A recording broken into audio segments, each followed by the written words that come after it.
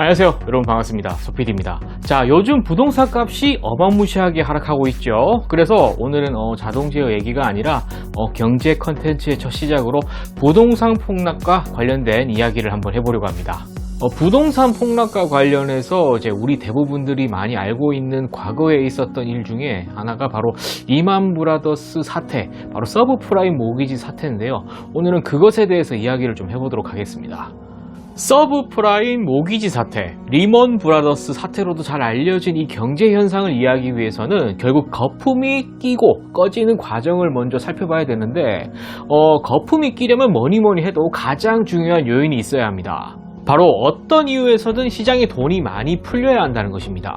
세계 제1 경제대국은 바로 미국이죠. 미국도 2000년도 초반 IT.com 버블의 붕괴, 그리고 9.11 테러 등으로 초반에는 굉장히 쪼그라들 정도로 힘든 상황이 있었거든요. 그래서 그때 미국 정부는 경기 부양을 위해 금리를 아주 공격적으로 내리기 시작합니다. 자, 그렇게 금리가 점점 낮아지니까 개인이고 기업이고 뭐야 이거, 돈 빌리는데 왜 이렇게 싸? 이렇게 된 거죠.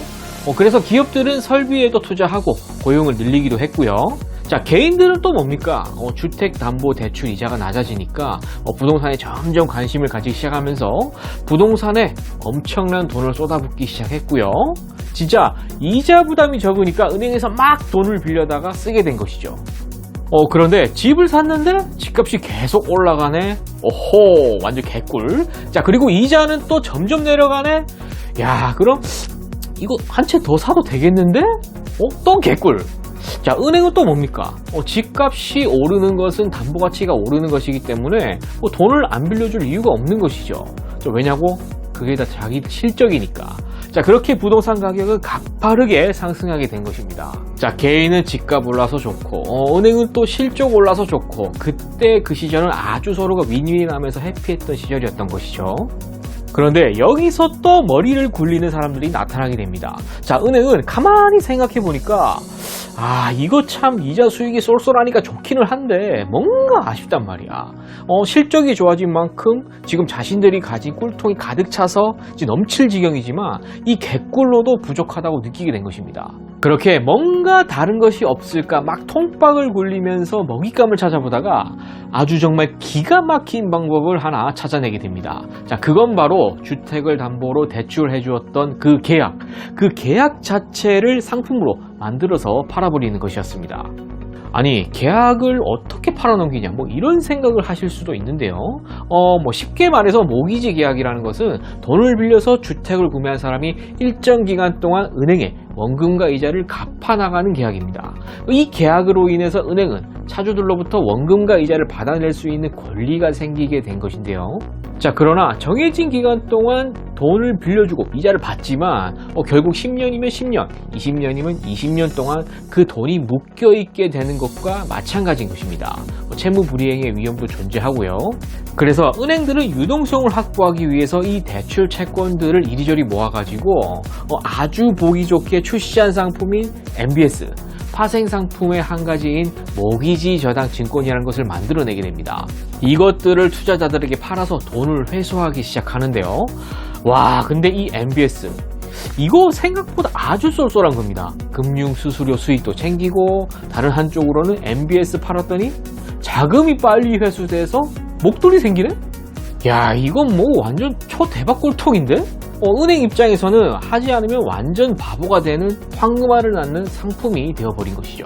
그래서 은행은 좀 더 적극적으로 돈을 빌릴 사람들을 찾아 나서게 됩니다. 자, 무엇을 위해서? 바로 MBS, 이 초대박 꿀통을 만들어내기 위해서.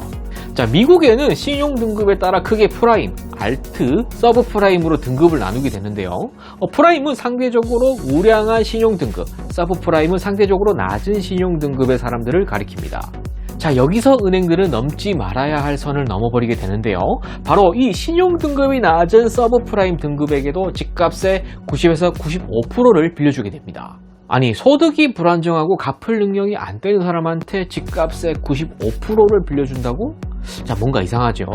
자, 말이 안 되는 것이긴 한데 이게 가능했던 이유는 집값이 가파르게 상승하고 있었기 때문입니다. 자, 대출을 못 갚아? 그럼 너 집 가져와. 팔아버리게. 자, 담보로 잡힌 집을 팔면 되기 때문이죠. 자, 결국 은행은 묻지도 따지지도 않고 직장도 없고 소득도 없는 사람들에게도 막 대출을 해주게 된 것입니다. 자, 진짜 이게 사실인지는 잘 모르겠는데 옛날에 저도 이런 기사를 본 적이 있는 것 같아요. 자기 집 강아지 이름으로 대출을 신청했는데 막 대출이 났다고 뭐 이런 기사도 제가 본 것 같아요. 물론 사실인지 아닌지 잘 모르겠지만 뭐 그 정도로 무분별하게 대출이 실행됐다는 것이죠. 대출해준 다음 MBS 발행해서 팔고 돈 생기면 또 대출해주고 그걸로 MBS 만들고 아주 이 짓거리를 무한대로 계속 반복하게 되는 것이죠. 그런데 옆에서 이걸 보고 있던 리먼 브라더스와 같은 투자회사들이 야, 쟤네들 뭐지? 완전 개꿀 빨고 있네? 옆에서 가만히 보니까 야, 이게 부러워진 거죠. 투자회사들은 은행에 찾아가서 야, 너 니네들이 만든 그 MBS 있잖아, 그거 내가 많이 사줄게. 대신 많이 사니까 알지? 서비스로 조금 더 주고 이렇게 하는 거야. 이런 식으로 딜을 하면서 은행에서 파는 MBS를 투자회사들이 쓸어 담기 시작합니다.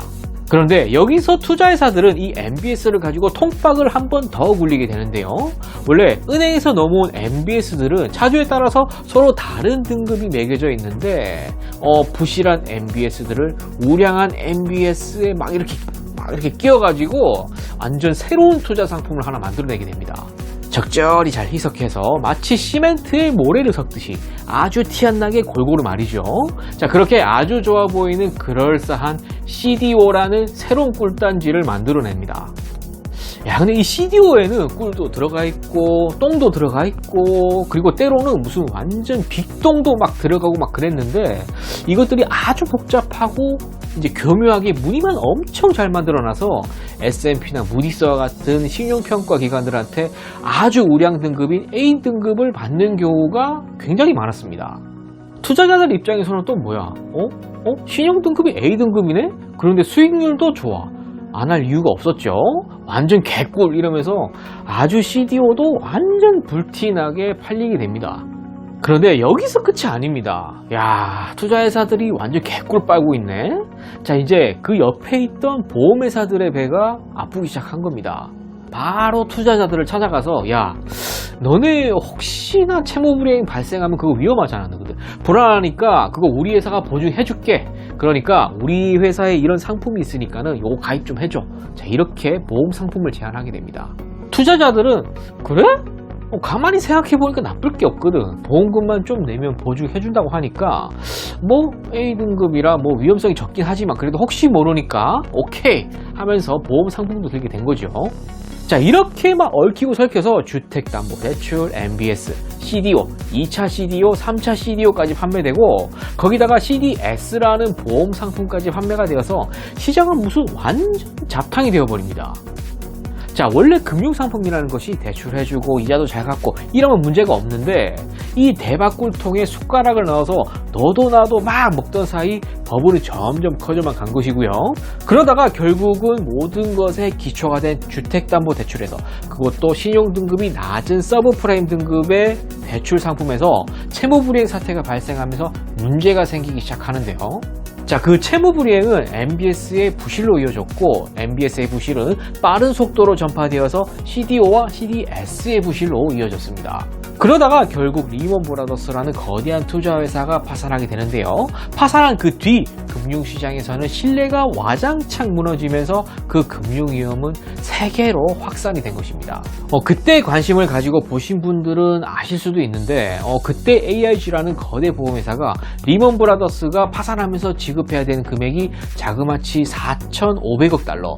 그 정도 됐던 것 같은데 우리나라 돈으로 한 500조 정도였다고 합니다. 그것도 리먼 브라더스 파산으로만. 다른 데까지 하면 더 많겠죠. 야, 보험회사들도 막 이제 자빠지기 시작하니까 그제서야 미국은 야, 이거 AIG까지 망하면 진짜 더 큰일 나는데 이거 금융 시스템이 붕괴되면서 대공황급 위기에 빠질 우려가 있다고 판단되니까 그제서야 급하게 구제금융을 실시하게 된 것입니다. 자, 얼마 전 우리는 이제 코로나19로 인해서 정말 유례없는 저금리를 맞이하면서 풍부한 유동성 속에서 투자 광풍이 일어났었는데요.